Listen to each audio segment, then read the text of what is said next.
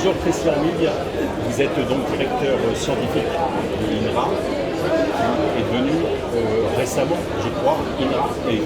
Tout à fait. Alors, est-ce que c'est notre question pour Milagri, là, qui cherche à comprendre les enjeux de l'agriculture? Est-ce que c'est un différent positionnement, un nouveau positionnement, un nouveau programme de recherche? Qu'est-ce qui se passe derrière INRA E? Qu'est-ce que ça veut dire? Donc, INRA E, c'est Institut national de la recherche pour l'agriculture, l'alimentation et l'environnement. Environnement. C'est ça qui est nouveau.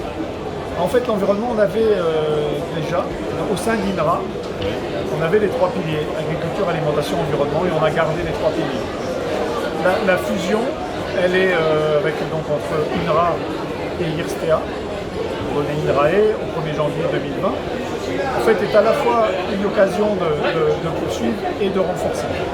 Alors, en fait, à quoi ça conduit? Ça conduit à un établissement qui est aujourd'hui le plus gros établissement spécialisé dans ces trois domaines-là. Agriculture, alimentation, environnement, dans le monde. Dans le monde. En fait, on n'est jamais le premier sur aucun des trois, mais en regroupant les trois, c'est un peu le principe du décathlonien, quoi. Voilà. Donc,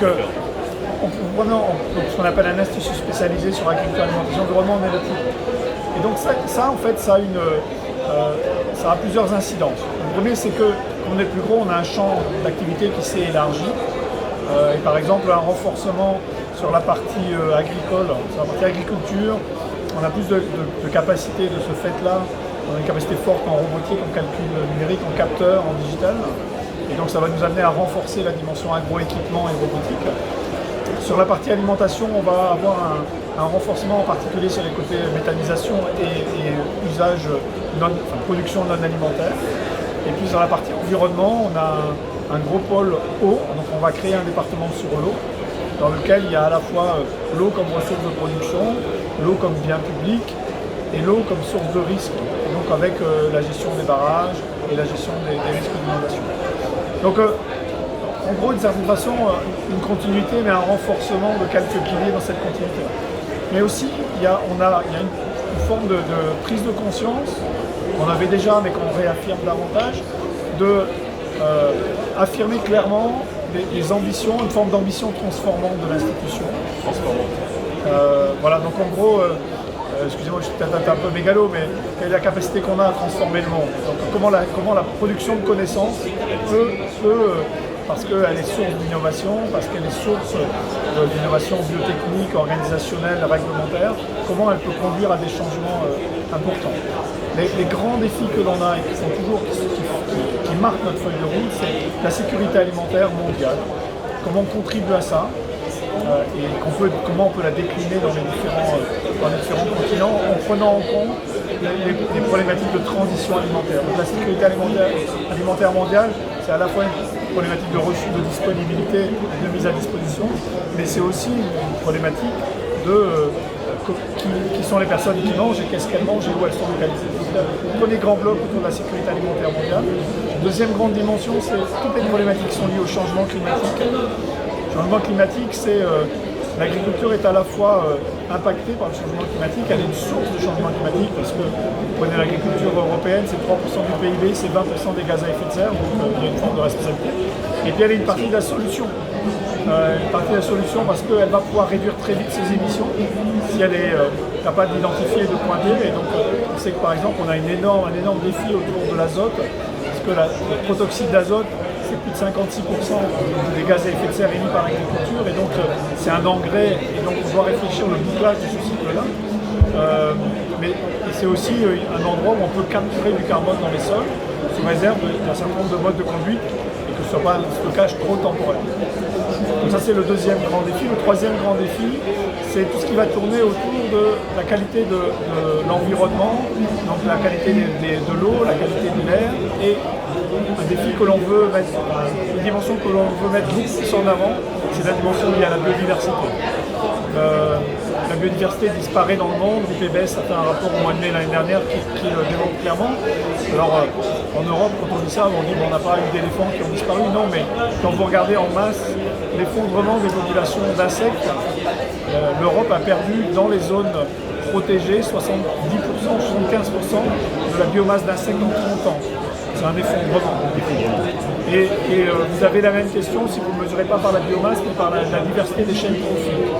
Toutes les quantifications sont faites là-dessus par des méta-analyses, et notamment une méta-analyse qui a été publiée l'année dernière, au mois de février 2019, par Sanchez Bayo, montre que l'agriculture est massivement responsable par ses pratiques, par les pesticides qu'elle utilise, mais aussi par les changements d'allocation des sols. Donc on veut prendre cette dimension-là en compte, et ça conduit à devoir se donner des leviers majeurs, que sont par exemple la sortie des pesticides. On a le ministère de la Recherche nous a confié en 2019 le pilotage, l'animation d'un programme prioritaire de recherche qui s'appelle Cultiver et protéger autrement, mais qui est vers une agriculture sans pesticides. Et on a signé à l'occasion du salon son petit frère européen, une alliance entre 24 organismes de recherche publique à l'échelle de l'Europe, venant de 16 pays différents, qui est vers une agriculture sans pesticides de synthèse. Sans pesticides de synthèse.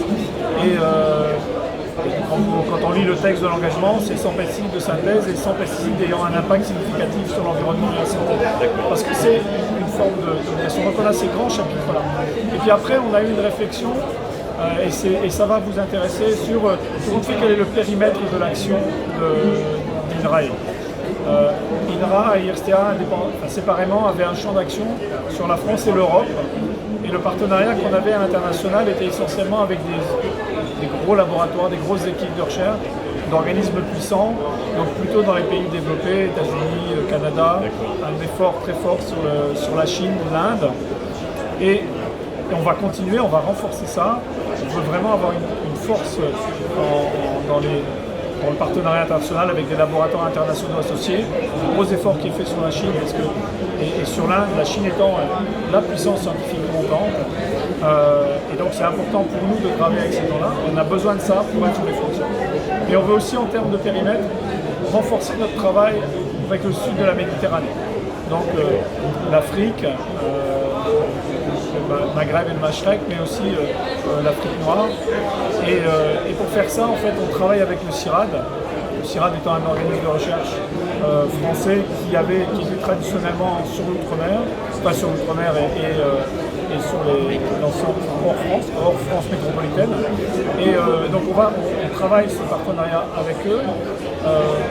On avait déjà pas mal de collaborations et c'est un système qu'on va vraiment renforcer. Et puis le dernier élément que INRAE permet de faire, INRAE, dans le cadre de la création, il y a un troisième directeur général délégué, qui est le directeur général délégué à l'expertise et à l'appui aux politiques publiques. Et donc, pourquoi on fait ça? C'est parce qu'on faisait de l'expertise et on faisait de l'appui aux politiques publiques, mais presque discrètement. On veut renforcer notre capacité à faire de l'expertise, continuer à le faire pour les organismes, les ministères français, mais aussi le porter à l'Europe, mais aussi le porter à l'international, à l'Europe. Parce qu'on considère que dans un organisme, aujourd'hui on a plus de 10 000 personnels permanents. Quand on regarde les personnels non permanents et les personnels associés, ça fait un énorme bloc de 15 à 16 000 personnes, c'est significatif. On doit être capable de porter cette expertise ailleurs. Et l'autre dimension, c'est faire de l'appui aux politiques publiques, à savoir faire de l'évaluation ex ante et ex post de politiques publiques, donc faire des propositions, et en même temps, sur un certain nombre de sujets, les mettre en œuvre. Et donc, par exemple, je mentionnais tout à l'heure la problématique de la gestion des barrages. Ben, en fait, INRAE est responsable de la qualification des barrages. D'accord. Donc ça fait un ensemble extrêmement large, extrêmement cohérent. J'ai une question, vous avez parlé tout à l'heure dans le pilier environnement, vous avez parlé de l'eau, de l'air et les sols. Les sols vous intéressent beaucoup pour l'Afrique. Non, mais les sols c'est constitutif des systèmes que l'on regarde. C'est le milieu sur lequel les plantes poussent. C'est la clé, une des clés du changement climatique. Ce que je n'ai pas dit et que je vais donc dire maintenant, et merci de le rappeler, c'est on fait quel est le cadre d'analyse qui pose et qui nous permet de réfléchir à les systèmes de demain, que ce soit les systèmes de production animale ou de production végétale. On est tout ce qui fonde notre action, notre réflexion, les schémas stratégiques de tous les départements que nous avons 14 départements disciplinaires dorénavant. Ce qui fonde ça, c'est la transition agroécologique. La transition agroécologique, ça consiste à dire mon système, je le regarde comme étant un écosystème où j'ai une diversité de communautés d'espèces et c'est la diversité, cette diversité fonctionnelle, leurs caractéristiques qui déterminent les services écosystémiques et les régulations biologiques. Et cet écosystème évidemment intègre la dimension sol. Le système il a 3 niveaux, vous avez les plantes, vous avez les animaux qui les mangent et vous avez le sol sur lequel ça pousse. Le sol c'est pas un milieu minéral linéaire, c'est un milieu où il y a un substrat minéral, des argiles, des sables, des limons, mais vous avez aussi une communauté une faune, une mésofaune et une flore et une microflore extrêmement riche. Et le sol est un ensemble qui a un milieu de transition très fort pour nous. On avait beaucoup d'équipes qui travaillent sur le sol, on continue à les avoir et on continue à piloter l'ensemble de ces choses-là au regard de la transition agroécologique et au regard des enjeux que j'ai mentionnés tout à l'heure. Il est évident que le changement climatique, ça passera par là. Il est évident que la protection des cultures passera par là, parce qu'une partie des régulations va venir des milieux qu'est le sol. Et puis je parlais tout à l'heure de l'azote, et en même temps je parlais de l'alimentation. On a une question centrale qui est la problématique de la protéine dans le monde. La protéine étant de l'azote réactif, et la seule source d'azote réactif que l'humain peut absorber. On a besoin de protéines. Mais la protéine, c'est de l'azote réactif. Et pour que les plantes et les aliments en produisent, il faut faire rentrer de l'azote dans le système. Si vous faites rentrer de l'azote par des engrais azotés, qu'ils soient d'ailleurs organiques ou minéraux, vous avez une partie de cet azote qui est réémis, qui est émis sous forme de protoxyde d'azote, et donc c'est une source de pollution. Et donc la question que l'on a aujourd'hui, c'est comment on réfléchit le couple plante-sol-micro-organisme de façon à perdre le moins possible de protoxyde d'azote et à avoir le maximum de fixation symbiotique de l'azote.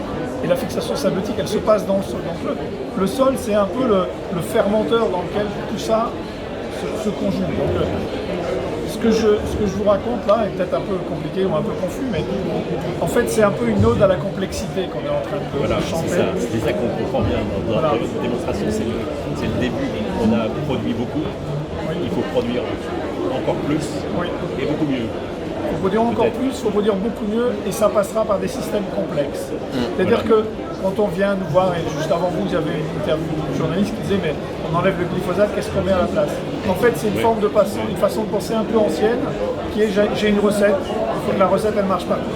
C'est un peu ce que les pesticides nous ont habitués à faire, et les engrais aussi. Bon, ça c'est fini. Il faut qu'on mobilise que les solutions basées sur la nature, même si j'aime pas beaucoup ce truc-là, parce que le mot nature, on ne sait pas trop ce qu'il veut dire, mais des solutions basées sur le fonctionnement du vivant, on les comprenne, et ça c'est ce que la recherche permet de faire, on les mette en solution et on les mette en système.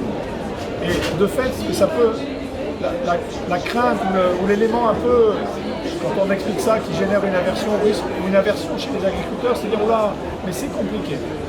En fait, c'est pas forcément compliqué, mais c'est complexe. Vous avez un smartphone qui est en train de le prendre en photo là. De fait, c'est extrêmement complexe. C'est facile à utiliser.